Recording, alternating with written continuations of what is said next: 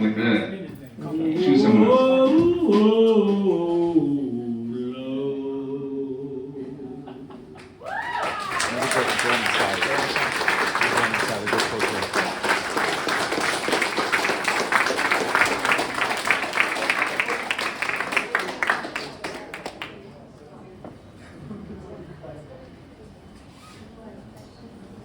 Yes, sir.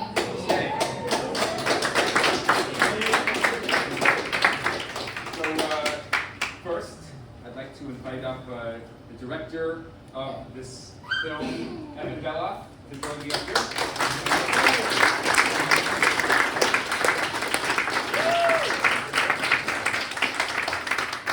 And I think that there's some of the subjects are just kind of randomly here. So, Alice, you want to come join us? Come. Absolutely, absolutely. But we need to get maybe some chairs. Yeah, get some chairs and Rachel. I think this is very good. Rachel, do you want to join us also? Rachel. Adam, you want to join us?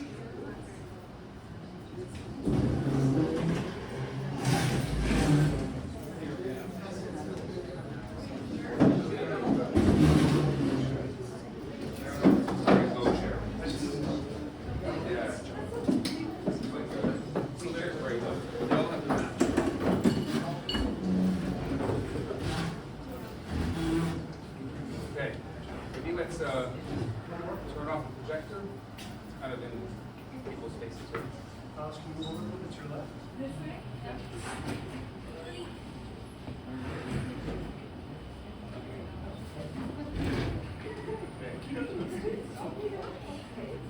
Yeah. Turn on the light.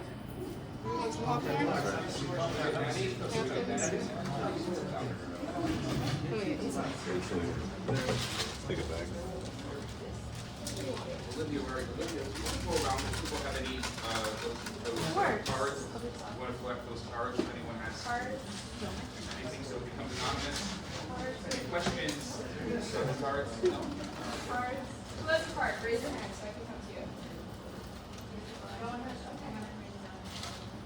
Okay, if anyone does, give it to Olivia and she'll get it up here. Thank you. Do you want to leave? Come on, Evan.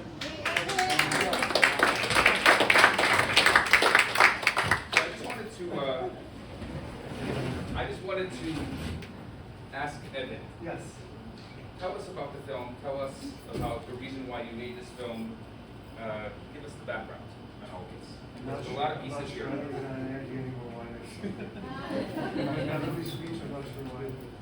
No, I thought that initially what was interesting was when you got COVID, I thought the concept of Shomer Nagia was an interesting kind of an angle, because you sort of, you had that question about now being able to matchmake and then people not having to worry about touch and being physically together. So I thought that was an interesting angle, and it kind of worked from there. And then of course, with all documentaries, it's like a 180. But that's kind of what was the initial genesis of it, was to sort of follow that story. And if I can just follow up with that, I mean, we'll get to the question. But, so obviously that changed. The trajectory of the film changed from that. All documentaries change. Right. So that's how it works. It's serendipity. So now that it's been seen for the first time, what are your reflections? I just finished it, so it's been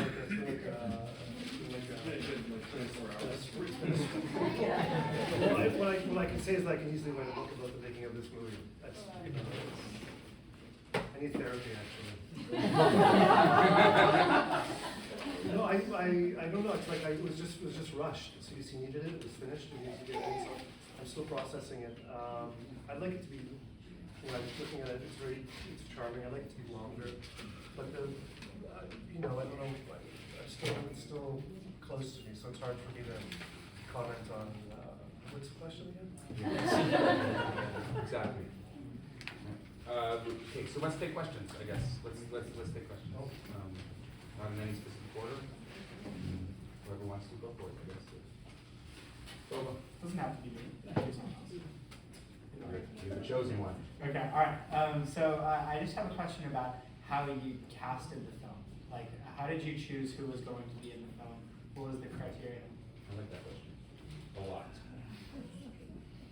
I had nothing to do with it. The casting. That's a long process. I think that when you make documentary, for some reason I've made many films, the idea of love is very radioactive to people, especially when they're single and it's very people are very vulnerable. So it was a long process. In fact, the first film doesn't really have any singles. So this film, we had the chance to find people that were interested in being open about it, and we tried to document that process as long as we can, as long as we could. And sometimes it worked, sometimes it didn't. It makes you, when you watch reality shows, how quickly they try to make things happen. A lot of it's manufactured. We try to a certain extent to let things play out over the course of several years and see if people are able to follow around or find at least find something they're looking to sell. But it was the casting is basically people that are interested in, and then it's one thing to be interested, and it's a whole other thing to allow access to your life. People might be excited about being portrayed, being documented in a film, but then it's a whole other level to allow people into your life and on a regular basis checking in when things are good, when things are bad. So I don't know if I answered your question, but the process took over 4 years, and we went through various people, and people are just to get a lot of access over time, and then that's kind of how it plays out. You follow various people, and then those who provide more access, kind of a narrative unfolds a little bit with them. So may I ask a follow-up question? So there were people who sort of hit the cutting room floor, didn't make it to the final cut? There are people that people drop out early. Yes, I don't think by their own volition, yes, and it could be also my volition, but it's sort of the first film that I did. A lot of people dropped out early because you get spooked, right? It's like, oh my God, I'm being in a film. I'm really being shown. I'm gonna read on camera. So it's a lot of the times people early on, with experience in making movies, I'm very clear with people. I'm not gonna try to ambush them. As much as you think maybe I ambush Rabbi Bernath. I'm very clear about what's going to be happening and what's needed, what's required. Because ultimately, what people are portrayed is how they're portrayed. Sure, there's editing involved, but really how somebody comes out on camera is how they come on camera. What they decide to give you. I think secretly it was like, let's find the hardest people to match up, and let's see what you can do. Yeah, that's true, but that's also, people on camera. There's also people who want to be on camera as well. That it's a special kind of personality. Maybe the people that prefer that kind of access. You could make a short film if they all fell in love right away.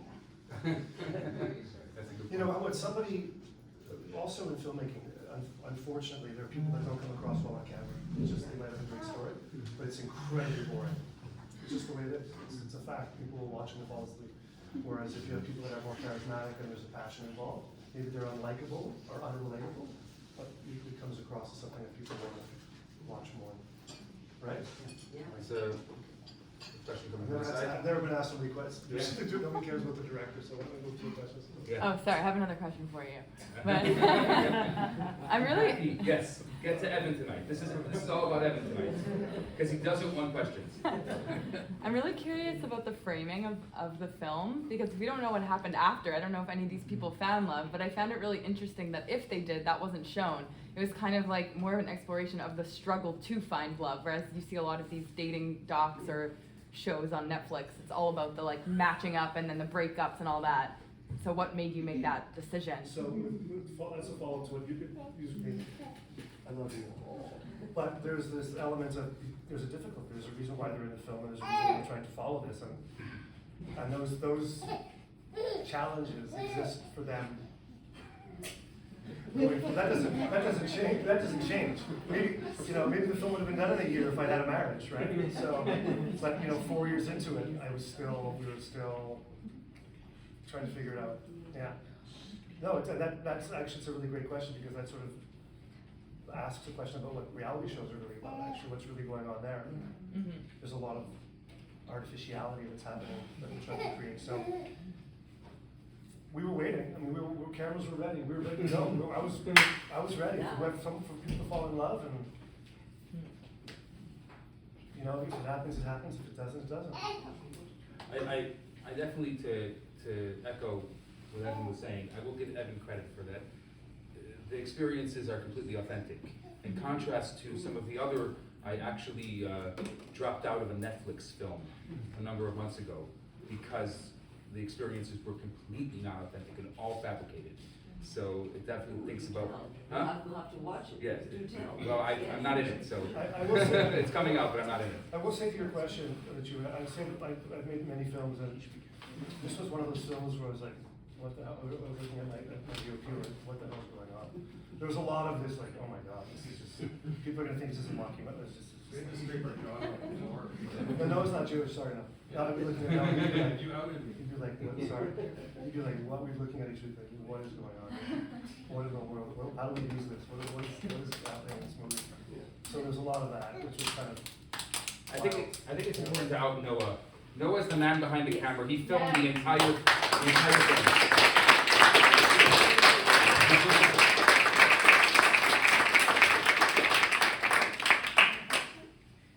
I have to say I really liked it because you could feel the authenticity, and you could fall in love with these people. So I really, really appreciated it. Yes. Yes. Thank you.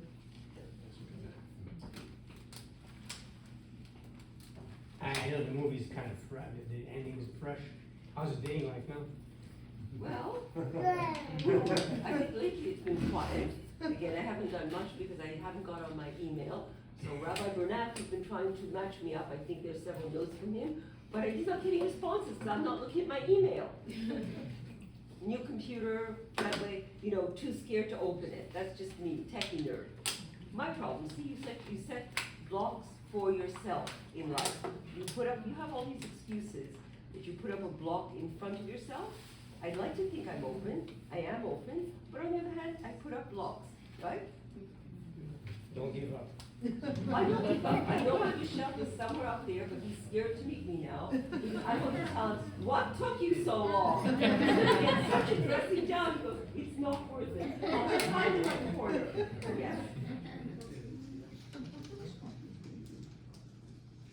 And I remember Evan all the time, no more cat things. Get away from talking about your cat. Get away from going away to the cat alley. No more cats. We want to see some real life. A writer doing her thing. What does a writer do doing her thing? She either sits on a computer and types, or she sits in a cafe and pretends to write. The writing life is not exactly dramatic in the doing of it. It's not like you're an actress and they put makeup on you and you put stuff on, or you're a welder and you're doing something in your welding. No, you're a writer. You sit in a cafe, you know, and you try to look like, oh, I'm a writer. You know? Yeah, I was just wondering, since Montreal is a backdrop for the movie, but it's not directly mentioned or brought special attention to being Jewish in Montreal. So I was wondering if that was a special decision not to particularly talk about the city itself, or you just wanted to be a more kind of universal choice. Yeah. Oh, okay. Yeah. Yes. Wanted to be a little bit more universal. I felt that the first film was more Jewish. And I wanted something that was more free-flowing and documentary and universal. Yeah. Because I felt that with the lack, like the woman next in front of you mentioned that sort of there's more questions asked than answered. So I kind of felt that, I wanted something that was more universal, that kind of posed questions, because I didn't really have a lot of answers to, ultimately, to their love lives. So, yeah. You know, I will say that it certainly made me, do a lot of thinking in doing this. You end up realizing, a lot of secular, semi-secular, because I'm Shomer Shabbat and all that, but I'm not Chabad. And I'm not likely to ever be Chabad. Sorry, no offense to anybody here. I love Chabad, but I don't think I'll ever be Chabad. But I will always be Orthodox. But it made me realize a lot of what the secular dating life is like, and so much of it is just superficial nonsense. Oh my God, not anymore. You realize, especially when I dated this very orthodox man who was Chabad, no flirtation, which is not fun, because flirting is fun. On the other hand, no flirtation, so you get right down to business. You know, you realize how, yeah, a lot of this nonsense, this game playing that people play, you don't need all this nonsense, and especially you don't need it past a certain age. You don't need this stuff. So going forward, it's not gonna happen that way with this superficial nonsense. So I learned a lot in doing this, cutting away a lot of the fat. Question? I have a question. I want to know if it's meant to be a parody. I understand that you have characters like Rachel. I won't say character, yeah, a lady like Rachel who's No, very character. earnest, in her approach or whatever. But when you pick a guy like this Jonathan, and then when you have the yoga instructor Susan, it's like a parody. So, and then you have Cantor Ben Lalo, like, you know. Mention to Cantor Yes, Ben Lalo was yes, actually yes, here in the yes. back. He's like our Frank Sinatra. So it was extremely entertaining, extremely, but is that what you were going for? Or are you trying to show people that, I mean, like this Jonathan guy, I mean, are you trying to show people that there's a reality aspect to this, or I wasn't understanding that part? You're gonna have to figure it out. I will say though that Cantor Ben Lalo was a late addition, so maybe when the film took that turn, we just went with it. Could that be it? I don't know. I mean parody. I mean, these are real people. Yeah. What do you mean by parody? What's your definition of What do I parody? mean, parody? What's your Well, definition just of that parody? whole scene with Susan, right? That whole scene with Susan and Jonathan is not like, I don't see how the fix-up element, I mean, that's like a parody. That whole thing is a complete parody. And is there anybody that you're gonna actually, like, we're gonna actually see an outcome to, or is that like to be continued for the next chapter? We're gonna have to see the next yoga instructor, whatever, en route to calm him down till he meets his person. You know, it was like, that's what I mean. Get back to me in 6 years. Oh, God. Oh, no. Evan, they're gonna work with the rabbi again? Get back to me in 6 years. Why are you asking him? You should be asking me. You're an amazing presence, amazing, it's a gift that you are. And I think it's just a great subject, I mean, for Evan, you're a Goldilocks of trove of stuff to do with. I wish that, you know, I trust Evan a lot, but there was elements of this film that bothered me greatly, and there were also elements of this film that I feel like in the editing room, they took a little bit of creative liberty. You know, and that's, I would have rather, you know, live in a world where we can be very direct. And I understand that Evan was trying to protect me to a certain extent, and because he has a tremendous love, you know, for making sure that I'm taken care of, and that, you know, and one of the reasons why I trust him. But I also, you know, after now almost 10 years of working with him on different films, this was one of the most shocking elements for me. I'll just give you an example. I think it's the example is, Evan called me up one day, and he said, do you know Natalie? She comes to your synagogue sometimes. I said, sure, I know Natalie. She comes to my synagogue sometimes. You know, she comes with her son. Yeah, sure. I don't know very much about her. She's someone who loosely is involved in the community. She wants to talk to you.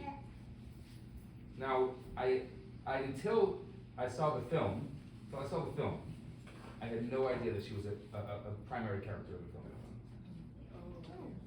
Interesting. So this is a very, very shocking part for me. There's other shocking parts. I'll give you another example of a shocking part for me.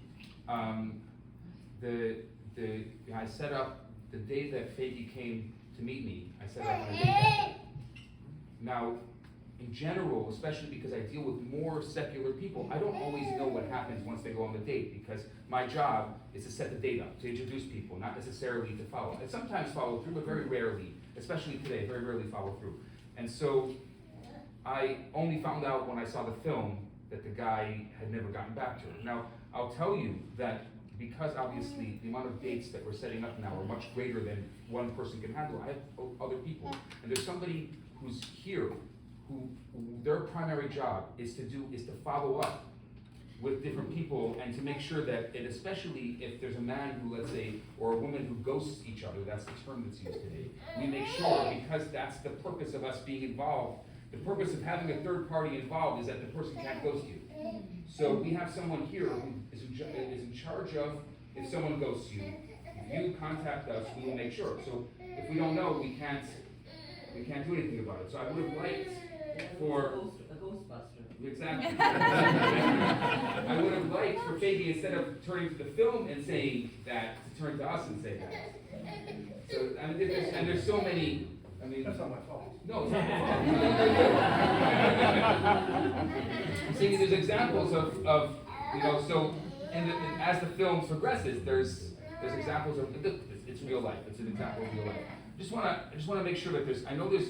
Is there anyone that wants to send up any papers? Because we sent out those papers. Any other papers that are here? I've got some. I just want to collect more. if there's Okay. I any. mean, maybe we should take one of the two of the papers. Yeah. No papers. Okay. All I want right. to make sure they're anonymous. This is the part that Evan is very scared of. This is the part that Evan is very scared of. Okay, the anonymous questions. Okay. I'm going to take one, and then we'll go to. I think you wrote them though, actually. I did not. This is not my handwriting. This is not my handwriting. Question for the director. Thank you. Did you audition and pick who was the weirdest?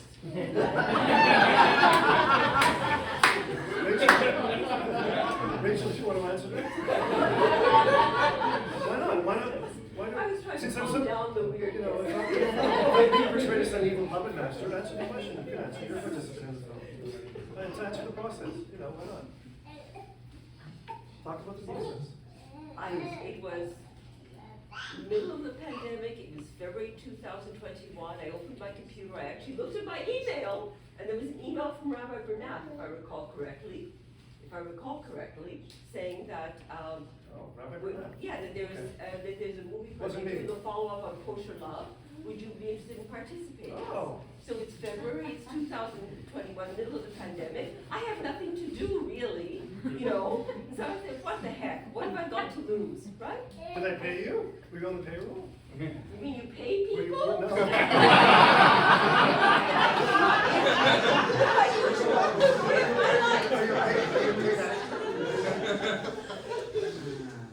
So I thought, what the heck? It was really a very interesting process. It was long. It was very interesting. It's the creative process. And you learn a lot about yourself, you know, good and bad. It was I enjoyed it. I got a lot out of it. Let's see what happens going forward. So the answer to that question is, people, you put it on points bullets and asked for people. There was no casting involved, as I mentioned answered your question earlier. People continue on in the project, participants are documented. Some of the stories become more compelling than others, and we didn't like hire actors. It wasn't a parody per se that we like scripted comedy. Some of your characters. Susan was Judy's. What do you like ready to trap me? I'm just telling you, Susan was Judy's idea. Oh, that's great. They want to calm down, bring the yogi. We're out. And if I may say something, actually, when I did the stuff with Jonathan, I really enjoyed everything was very authentic. So none of that was reenacted. Everything that happened, we got the model to come in, we enacted a date. He wanted to practice talking to girls. We set the whole thing up, and everything was very authentic. When I watched it, it was just a recap of everything that happened that day. So I was nervous I wasn't sure how it would go. I was worried they'd switch things up, but I have to say, Evan really was very authentic. I really enjoyed it. Yeah. Adam, since you're sitting here, can you tell us a little bit about Jonathan, what's going on? Man, why don't we just get you like a blowtorch tonight? Gas station, a blowtorch.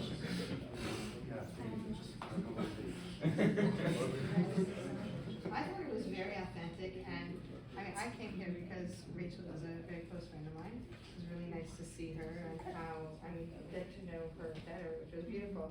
But as maybe quirky as people were, and everybody had their own story, I felt it was very hopeful. Each person was very hopeful. Each person felt like they were on the path, they were going to find that person. And I think if it would have ended with anyone finding their person, I think it was better that it was open-ended so that that hope just shone through all of the characters, that they were all on that path and they all were pretty confident that they were gonna find that person. What I think. Is there a question? There's a question in the back. There's a question over there, then, right? There's questions over here, but there's a question in the back. Um, You don't like these questions. It's actually a comment, but Evan, I really love the claymation, Okay. the animation that you did. I thought it added a very sweet, clever touch to the film. Thank you. And we had to. I mean, that's another reason, you know. I'm gonna write a book about this movie. No, but when you sigh, we want to know what those sighs are about. It replaces things that I can't get. I can't capture. I'm not capturing certain things. I'm not giving away. Well, people probably figured it out, but there's certain things that I don't get. I have to show something, right? In a film, it's not all about just telling. You have to show. So that, especially the third one, I didn't get him getting COVID. I didn't capture him while he had COVID. I had a photo. I thought it was a cute touch to do it. You know, I did a great job. Just like, and then when Fakey's talking about another failure in the relationship, so we didn't have it. We weren't allowed, so we did another like a cute interval with claymation to sort of cover. I thought it worked great. I thought it was really nice touch. And we also, you know, and then Alice was great. We, you know, at some point, RB is not making things happen. Sorry, RB, you just failed. You didn't make it happen, so we had to go elsewhere to find other matchmakers. And It was really lovely being part of it, and I loved how it turned out. And I think, you know, Moses did not enter the promised land, you know? So I like the sort of ambiguous ending, and that it really was about what they learned about themselves as they journeyed. Yeah. And I thought that the film kind of spoke to that in the end, so I liked that. you know, it was also as much about you as well. You know, you were like, I know that you're kind of nervous, but the film is also about your transformation as well, in some ways, with the people that you tried to match, because it can't be expected that I think the expectations are incredibly unrealistic, as is my personal opinion on that, and I think that you're being maybe a little bit hard on yourself, or however you're interpreting it. I think that there's a lot of challenges people put on clergy, on rabbis anyway, the things that you're supposed to, that you're asked to problem solve, you guys, and then someone also wants you to find something that's important, that's finding the love and the pressure on that. So that kind of, I wanted to sort of get through that a little. I think that sort of is conveyed in the film. We come back to that it's a huge challenge for you, and that you have to, like you said, you can't want more than people, that you at some point have to let go of that expectation that you can help everybody. I mean, you can't. So that's been harder to help than others. Yes.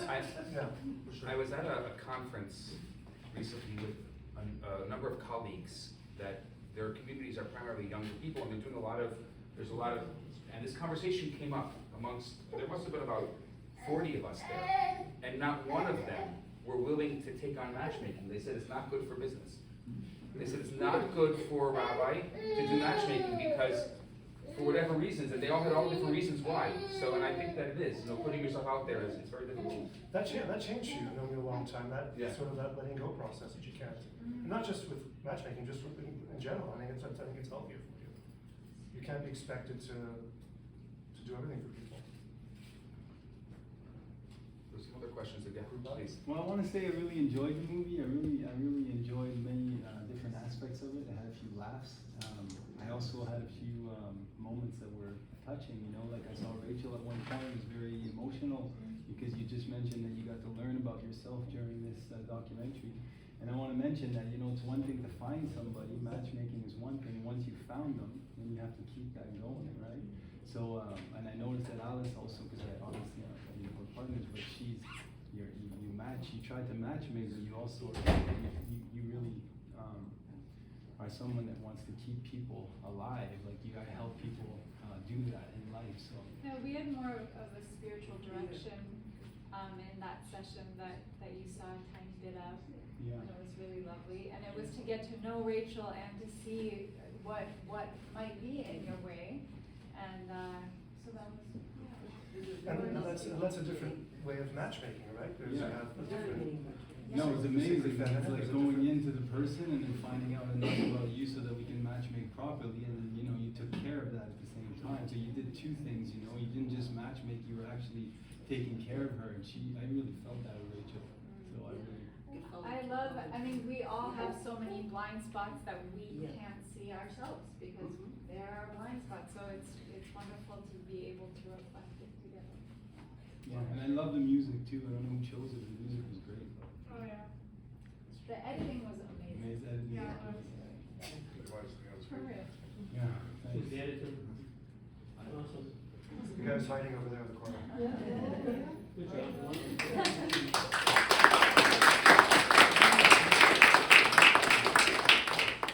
I learned throughout this film, people behind the camera really like staying behind the camera.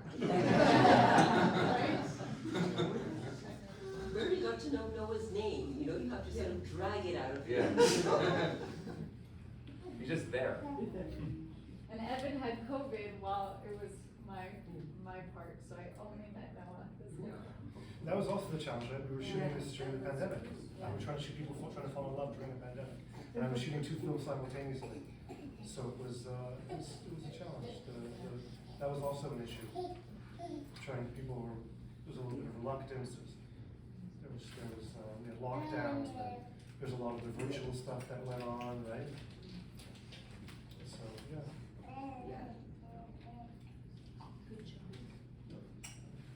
Any other, okay, sure, again? I know you already answered that question, but I guess I didn't like the answer. Knowing that the rabbi was approached by Netflix, as you thought maybe of doing something else with him in this kind of series, it's afraid of commercialism and everything else that goes along with it. We've had that conversation. Because he got a win. He's photogenic, he's charismatic, he's Opinionated? Very No, for sure.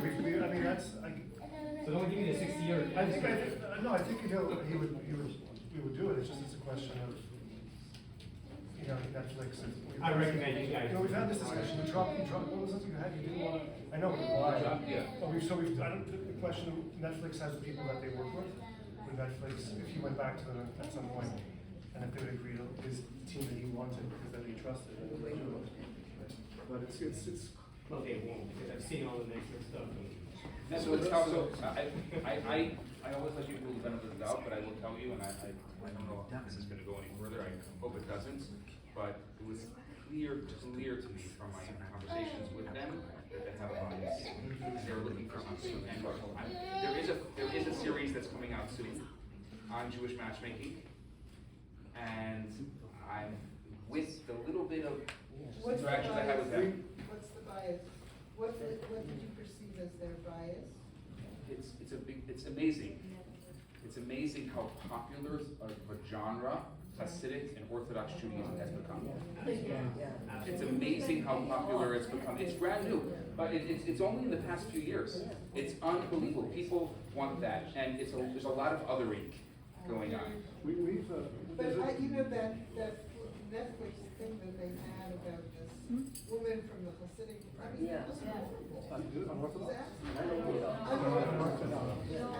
Look, it's so popular we even have trash versions. She leaves the Orthodox community and becomes like a fashion. She's like a fashion. This is so unrealistic. what was shocking to me is how much of it is fabricated. That's what was shocking to me. To answer Daniel's question, we've talked about I don't know, I think COVID happened, we were talking about a shorter show, we were thinking of, it's very difficult to find single religious Jewish people, to get anybody for that matter, especially, in Canada, people are not used to the camera. In the US, it's baked into the culture from a young age. It's harder here. Orthodox Jews here, it's more of a conservative community. it's a lot more challenging. That's why the film broadened to include a lot of other types of observant Jewish people and non-observant. So we'll have this conversation again. Maybe we'll do it, but I said he'd be great with non-Jews because he's already been approached by non-Jews to set them up. But I think there's a universality in that kind of like that kind of sledgehammer way of trying to set people up. Love your therapist. Yeah. Can I ask a Love question? Rabbi. What's the outcome with this young girl? And she's so adorable. I just don't know why she can't find somebody. Faggy? Yeah, yeah. She's adorable. I don't No? think Maybe you can answer that. I don't think it's right for any of us to speak on someone else's behalf. Okay. But I will say, and it has nothing to do with her, in general, there's always reasons. And it doesn't have necessarily much to do with the person who's trying to set them up. There's always reasons, and that's fine. Everyone is entitled to their own life. I will say, based on your question though, one of my dreams, because there's, in the Jewish community, there's a very big conversation about intermarriage. I would love to kind of change that conversation, because today, in this generation, there's young people have no idea what marriage is and why to get married. And a lot of young people don't even want to bother. And so I had this dream of going to couples who've been married 50 years plus and interviewing them and finding the magic and trying to be able to connect a younger generation with the magic That would be a great film. of the 50 years. This was, no, we know, we've spoken about this. And we did, we actually tried it, we did a pilot for it, and it was amazing. It was unbelievable, really, really unbelievable. Yes. Huh? Unfortunately. Like that, anyway, that's Yeah, behind yeah. the scenes. But that's a prime example of someone agreeing to do it, and us doing a pilot and then saying, no, that's my fault. That should have been released for before we began. But that's what happened. We started that show, and someone got cold feet and was like, no, I don't want to do it. So it exists in secret. It's a great Chabad. it's a great little pilot. He shows it that we did this like 4 years ago. Yeah. So you have to come here and hang out, and he'll show it to you like, it's like a 10-minute thing.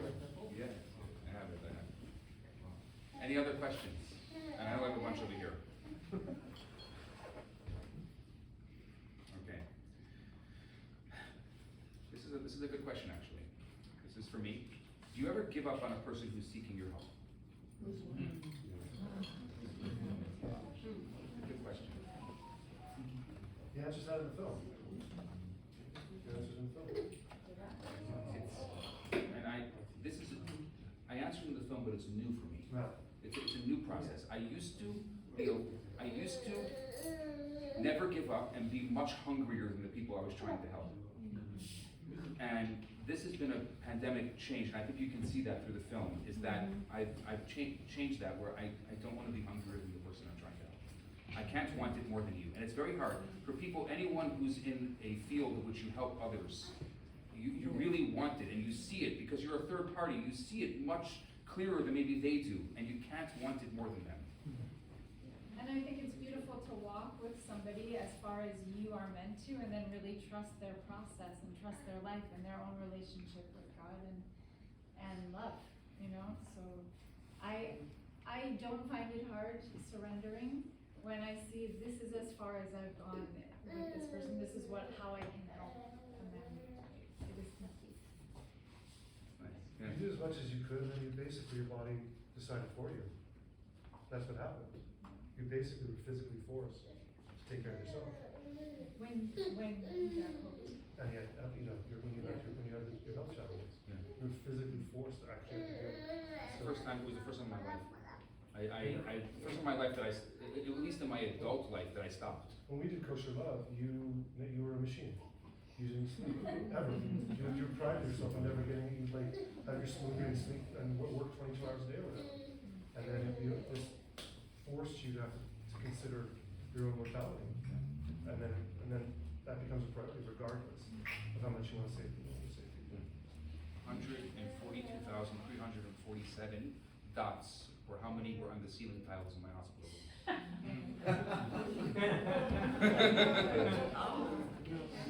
It was the first time in my adult life that I had to stop, really stop. It was very hard. God's way of telling you to take a break. Were you hospitalized? Yes. Actually, I don't love that anecdote. Could use that anecdote does. Yeah. This one is for you. They want to know if you really do matchmaking. I try. Mostly my job is with couples. I do spiritual direction and relationship coaching with couples and with individuals about love. So it's not specifically matchmaking usually. So good question. A lot like You bring them enough to know themselves, and then they're able to go and get matched.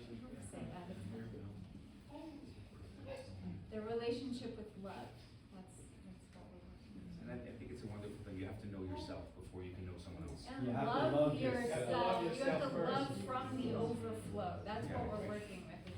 You've got to, fill up your cup and then spill over. Yeah, it's amazing. I guess this one is for you, Adam, because you haven't spoken very much. We haven't heard from you. Though your scene with your milkshake over there was one of my favorites. knowing Jonathan, it was even. I couldn't have said it better myself. It happened by accident. I got a text. No. Say it was perfect. It was perfect because it was just so perfect. Where is Jonathan today? Is he dating? Is he single? Is he still rapping? Yeah, well, he's still single. He's still looking. Definitely too rapping. He has a lot of songs. He has a lot of ambition and ideas. So hopefully it works out for him. You're at Concordia? Is that what you're staying? I just got that. I'm assuming not based on the. No, I mean, it's okay. It's up and down. Okay. Are you trying to help him still? Right now, it just is not at the moment. But definitely maybe in the future. We did the video, the Angel's video, so we're gonna see how that goes, and we'll take it from there. I'm not someone who knows music very well, but I actually think he's extremely talented. I enjoy his music. Like he definitely has, like some of the songs are good, some of them are weaker, but some of them are definitely. That's why I wanted to do the Angel video with him. So I wanted to create a, because he has something visual. So I thought him having something that's like nice, visually, finalized, put together would be good for social media. So I did it just to help him, That was how it, and it was fun to kind of make. And then it turned out it was part of this film. That came out of So I was a bit nervous, not sure how I would be portrayed in the film. But altogether, I was happy with the way Evan put it together. And you saw it for the first time today, right? And I saw it for the first time today. Is what you do music videos? Yeah, well, I produce commercials in Montreal, for companies and social media videos and music videos as well, and stuff like that. Not a big advertisement. There. And Rachel and Alice, both of you also saw it for the first time today. Yeah, first time. Not what I would expect. So you make me drag up my wedding photos for nothing and you never even use them.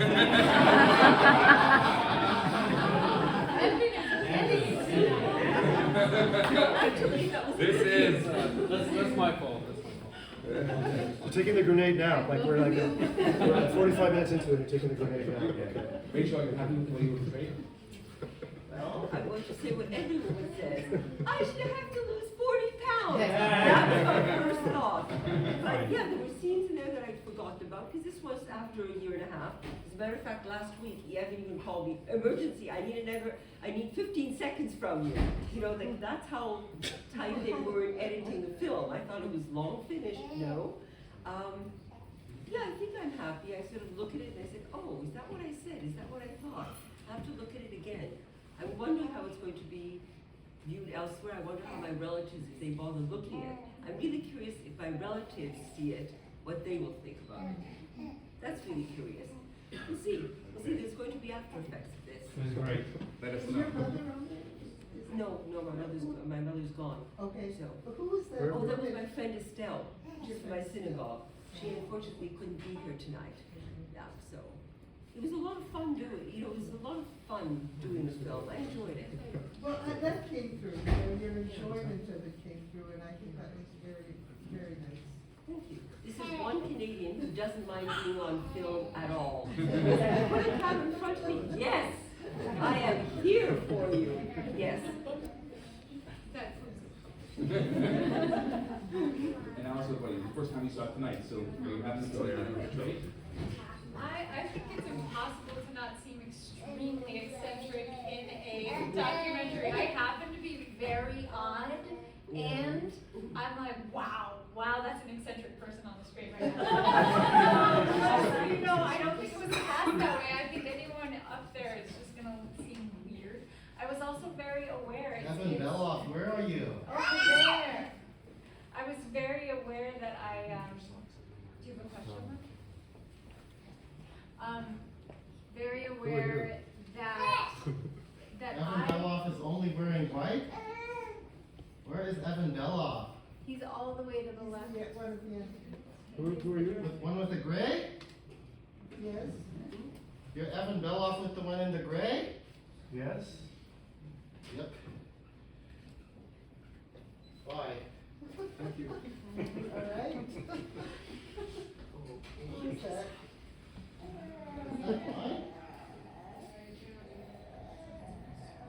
Is that why?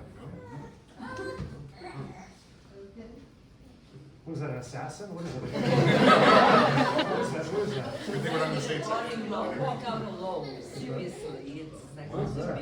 No idea. Why don't you ask him who he is and what he's doing here? No. Yeah. Oh, good. You know who it is? No. Was he here for the film? I don't know, but he looks smart. He's very I wouldn't worry about it. Oh, okay.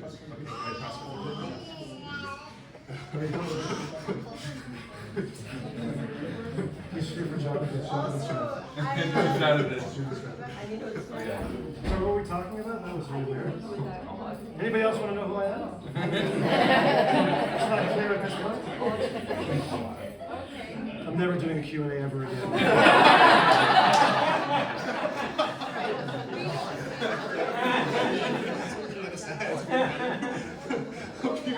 It finally took 19 films to get Evan under Evan's skin. This is Evan's 19th film, by the way. Wow.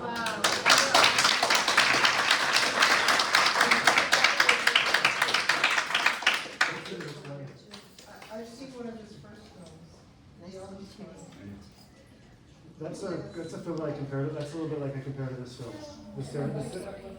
This film had not every film has a lot of serendipity. This film had a lot of serendipity, where we were like, "What the hell's going on?" Like this is.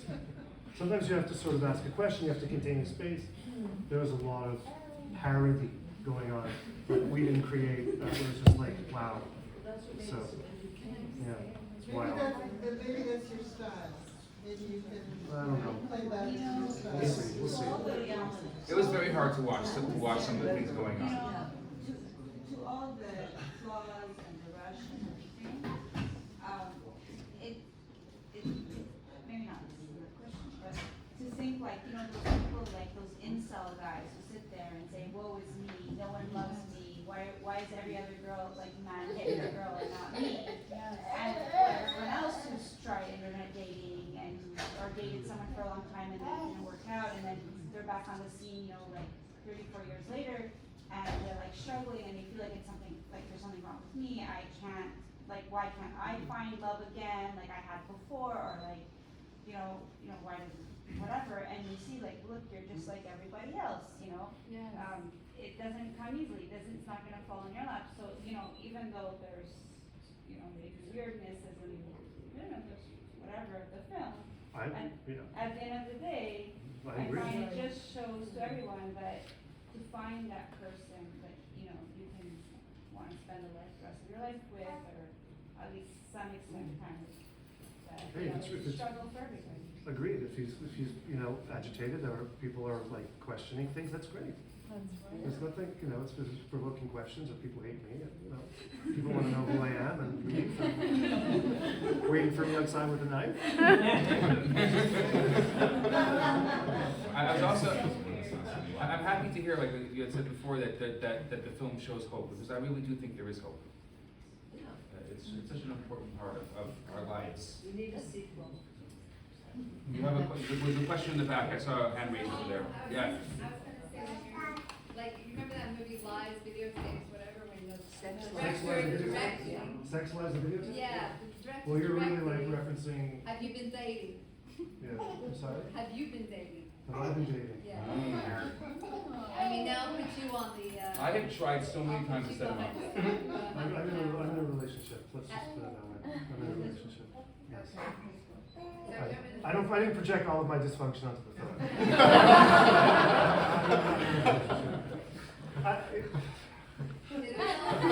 Yes, I'm in a relationship. No more yes. Q&A. I'm doing okay. Yeah, next question.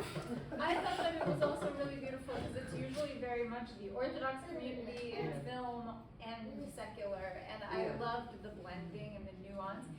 About how I was shown, there was discomfort for me, and it was really beautiful to sit here in Chabad and see like a Buddha statue on a porch, right? Because and feel the possible judgment and know my truth like so deeply in me. You know, for me, like idolatry is when we don't see God in every single thing, right?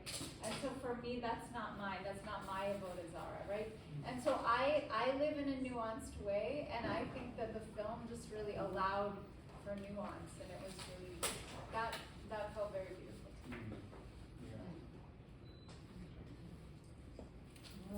And I was kind of mad at you for putting it in there. I was like, oh great, I'm presented with the Buddha stuff. But you know, it's beautiful filmmaking because of that, I think. I think it's a good way of putting the word nuance is a good word to use for this film. Yeah. And truth, authenticity. We also get stereotypes. We all get stereotypes. I may end up cutting at some point a longer version of this, like a little bit longer. Potentially, we were talking about that. You know, watching it now, not that anybody asked this question, but watching it now, there was a lot of challenges because of the access, pandemic, multiple narratives going on, trying to tie up. So it was a very challenging film. And I'm restricted when a film is licensed by broadcast, because there's only a finite bit of that hour that it has to fit into. So there's some films that I've done over the last few years, where I've done a theatrical version, and I've done the TV version as commercials. So there's a likelihood that we'll tease this out a little bit longer, I think. So when is it going to be on public television or whatever? It's on TV, it's on Saturday night on CBC. I think it'll be available on, I think it's at 8 p.m. And it's on, Next week? yes, next Saturday. I Next think it'll be available on Saturday. Jam, but CBC online platform will make it available on Friday. Just 25 minutes to that out for the commercials and stuff. Yeah, and Jim, I think, unless you pay for Jim, I think it's probably the same as commercials on Jim as well. So it's going to be on CBC?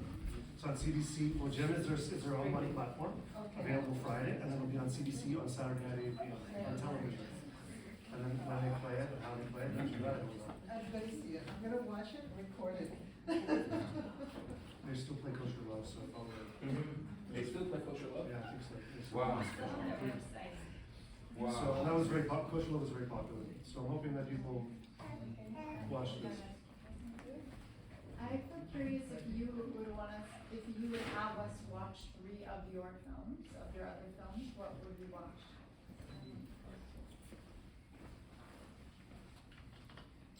I think the film I made last year, I'm very proud of. The film on the choir in the pandemic, Just As I Am. Yeah. The choir film I made last year. I think Once a Nazi, the film I did on Albert Malier, that won the Jewish Film of the Year in Canada. It was in 2007, 2008. Maybe probably. I like the Elvis one. Why don't you show it here one day?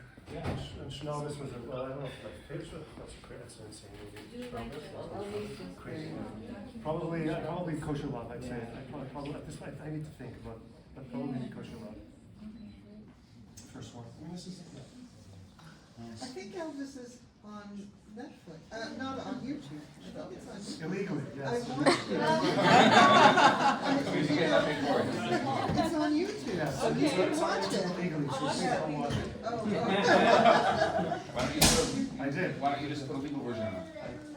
Well, I mean, it's someone. it looks great. So why don't you put a legal version on so you can at least get some Yeah, royalties? at some point. Yeah. At some point. Schmellis was a little bit like making this film, like very. Really? Yes, I yeah, have yeah. to tell you that I saw that movie, the Schmelvis one in New York, like 30 years ago. No, it's not that old. It's 20 years No? old. My second film, yeah. Okay, anyway, it was a long time ago. I was living in New York, and I went to one of these programs that was in my neighborhood. It was the Jewish event. And I'm watching this movie, and all of a sudden I see Rabbi Pupko. It was really wild. That was anyway, we're digressing. That was a terrible experience. Why? Just terrible experience making that film. He's a fun guy. Foucault's a good guy. Just the process of making that film was a nightmare. What was the name of that movie? And that became very, very, it became a very popular film. That film became very popular. That had like major theatrical play, had no dance, it had theatrical release all over the US. That was a wild film. I think it's still funny. I think it's wonderful. I need to people watch it. Any other questions before we close this evening? Thank you for coming, everybody. Thank you.